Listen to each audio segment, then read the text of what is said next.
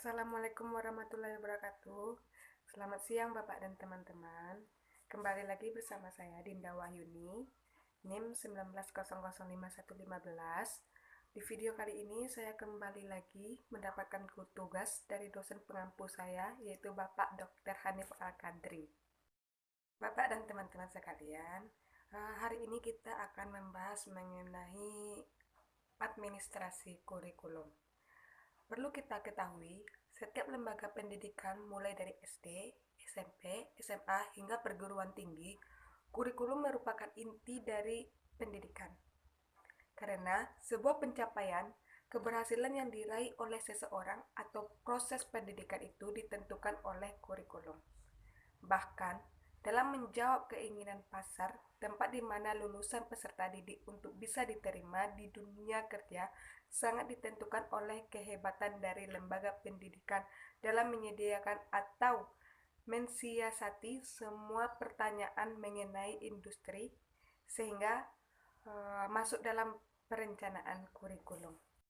Contohnya, banyaknya peserta didik yang beranggapan yaitu mengapa jurusan kita ini sangat sedikit peluang kerjanya. Di mana kesalahan kita? Apakah kita salah dalam memilih jurusan? Nah, sebenarnya kesalahan tersebut atau persoalan ini bukan berada pada masalah akademik kita, namun kurikulum yang telah ditawarkan dan diterima oleh anak dalam kelas. Apakah perguruan tinggi sudah mampu menjawab seluruh hasrat dalam bidang industri tersebut atau dalam bidang penerimaan kerja tersebut.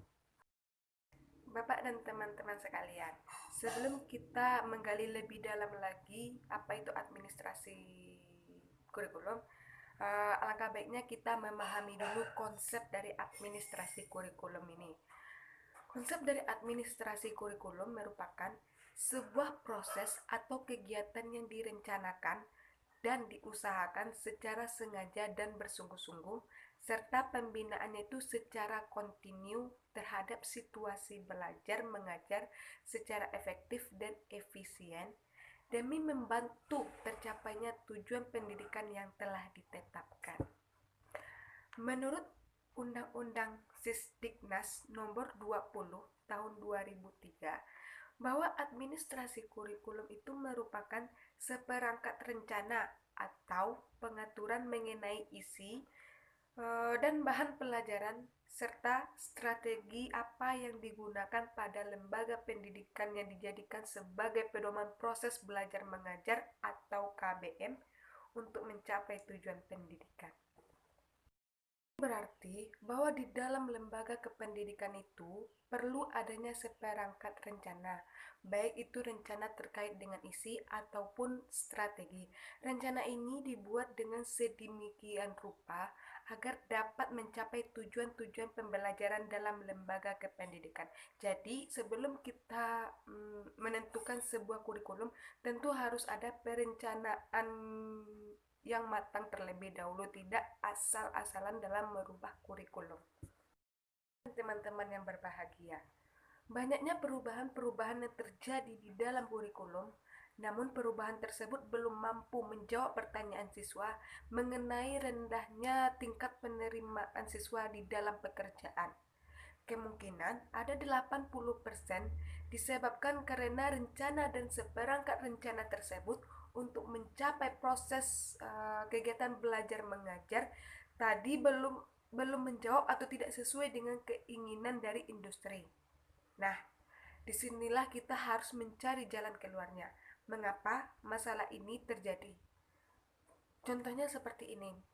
Kita merencanakan sebuah rencana ingin menaikkan haji orang tua.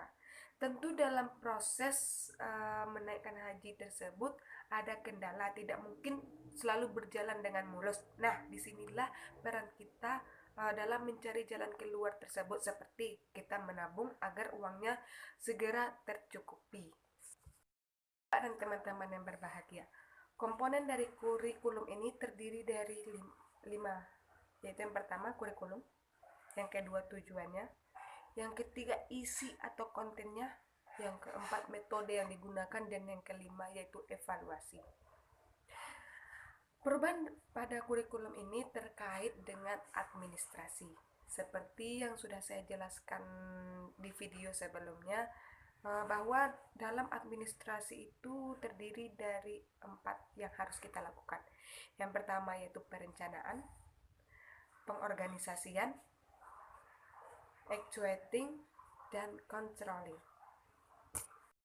Kita akan membahas terlebih dahulu yaitu planning atau perencanaan. Di dalam perencanaan dari kurikulum tersebut, yang namanya kurikulum tentu harus direncanakan sedemikian rupa, baik dari segi isi maupun strategi, agar permasalahan-permasalahan yang terjadi dapat direncanakan. Jangan asal melakukan perubahan saja, namun tidak melihat kualitas dari perencanaan tersebut. Jika kualitasnya rendah, tentu percuma saja kita melakukan sebuah perubahan pada kurikulum. Lalu yang kedua yaitu organizing atau pengorganisasian. Setelah kita melakukan perencanaan, tentu kita melakukan sebuah pengorganisasian. Contohnya, di dalam lingkungan kampus pasti ada dekan, dekan 1, dekan 2, dekan 3. Dan mahasiswa harus bekerja sama dalam pengorganisasian agar permasalahan tersebut bisa terpecahkan. Jadi kerjasama ini sangat dibutuhkan dalam pengorganisasian tersebut. Yang ketiga yaitu pelaksanaan atau actuating, yaitu proses belajar mengajar di dalam kelas antara guru dengan siswa, dosen dengan mahasiswa, dalam proses mengimplementasikan kesempurnaan kurikulum yang telah direncanakan sedemikian rupa oleh setiap sekolah dan disampaikan kepada anak didiknya, sehingga mereka mendapatkan pengalaman-pengalaman belajar berbagai macam teori dan juga skill terkait dengan teori-teori tersebut yang nantinya bisa dibawa ke dunia kerja. Jadi pelaksanaan ini sangat penting dilakukan agar siswa itu nantinya mendapatkan sebuah pengalaman atau skill yang nantinya akan dibawanya ke lapangan. Dan yang keempat yaitu evaluasi, yaitu evaluasi ini berperan dalam untuk melihat atau mengetahui apakah tujuan dari perubahan itu sudah tercapai atau apakah dalam proses mengalami permasalahan-permasalahan, sehingga kalau ada mengalami permasalahan, tindakan apa yang akan diambil jika kita telah melakukan tindakan, sehingga kita bisa mengetahui kita sudah berada pada level yang mana, apakah level yang sudah menengah atau masih sama sekali turun drastis. Bapak dan teman-teman yang berbahagia, kemudian kita lanjut kepada peran guru dalam kurikulum. Berbicara mengenai peran guru di dalam kurikulum jelas ada, jelas penting. Karena malahan peran mereka lah yang sangat diperlukan, karena mereka merupakan orang yang akan melaksanakan, orang yang akan memikirkan data fakta empiris di lapangan atau di kelas. Yang mengetahui tentang kita itu adalah guru atau dosen, sehingga mereka lah yang harus sangat terlibat secara langsung dalam proses perbaikan dan pengembangan kurikulum dari waktu ke waktu.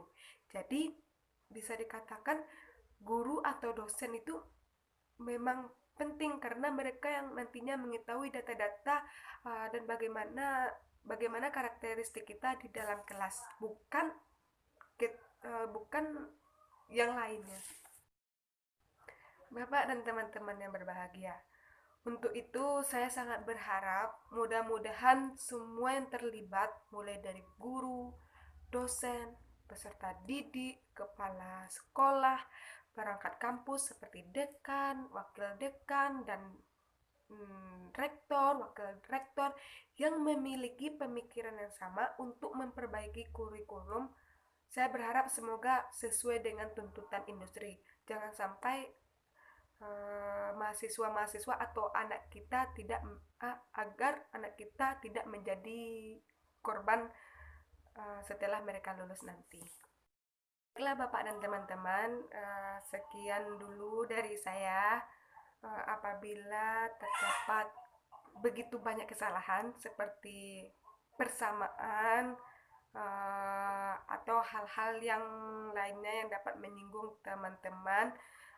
Saya mohon maaf karena semua itu tanpa ketersengajaan. Atas perhatian Bapak dan teman-teman, saya ucapkan terima kasih.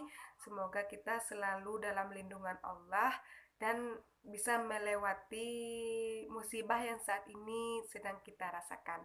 Salam sejahtera dari saya. Wassalamualaikum warahmatullahi wabarakatuh.